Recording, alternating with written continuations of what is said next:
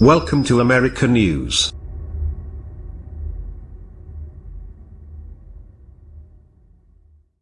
A Fox News truck stationed in New York, Vincent, Desjardins, Flickr Thank you for signing up. For more from the nation, check out our latest issue. In February 2017, the London-based tabloid Daily Mail published an article by David Rose with the headline exposed how world leaders were duped into investing billions over manipulated global warming data. The piece, which has been shared online nearly 200,000 times, accused the U.S. National Oceanic and Atmospheric Administration (NOAA) of breaching its own rules on scientific integrity to promote a flawed report that purposely exaggerated global warming and was timed to influence the historic Paris Agreement on climate change.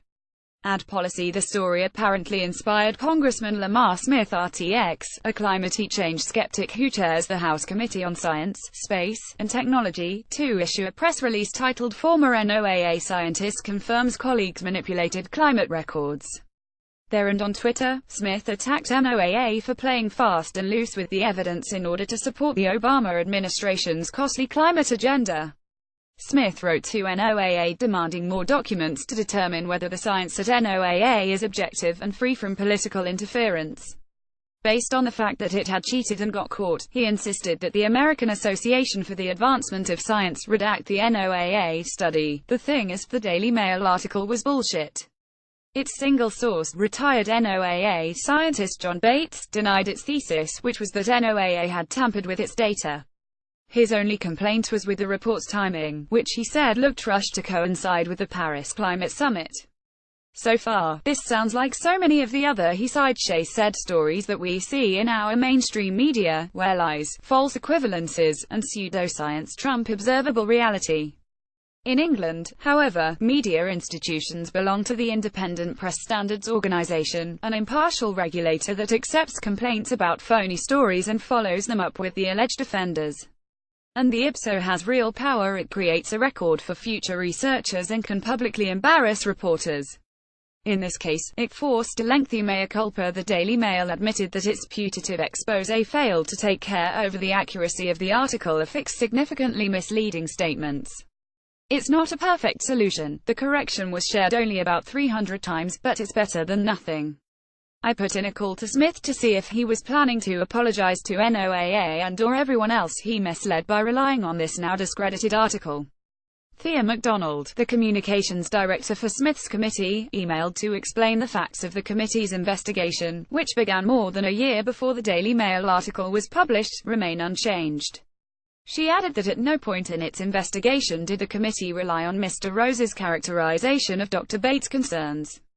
She also complained that NOAA continues to ignore the subpoenas that the committee has sent to its scientists, a tactic the Washington Post editorial board has called the climate change witch hunt. This crusade against NOAA is consistent with Smith's opposition to funding studies that look into the dangers of lead and asbestos exposure, as well as his bills designed to prevent the Environmental Protection Agency from taking advantage of public health research and to invite industry hacks to replace qualified scholars on scientific boards. Surprise, surprise, that legislation passed the House this past spring.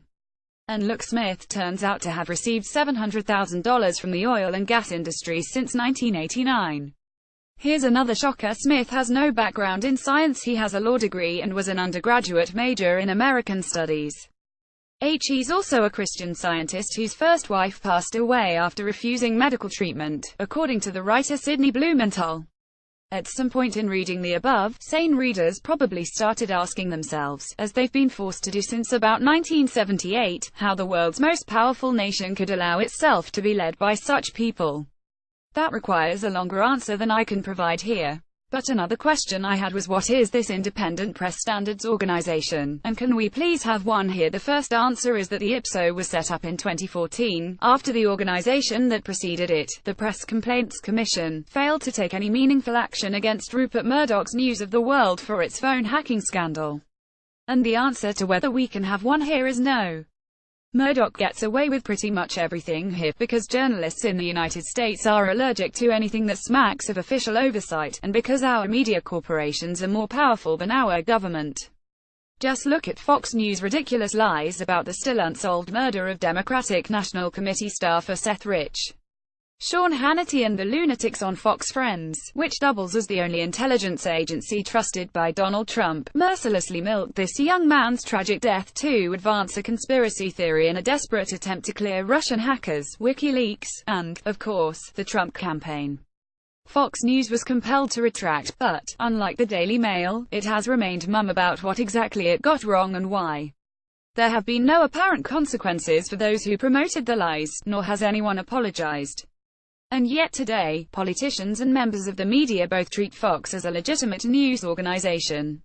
Murdoch's minions get away with a slightly less egregious version of this behavior all the time, along with sexually harassing and even allegedly raping female guests and employees without repercussion.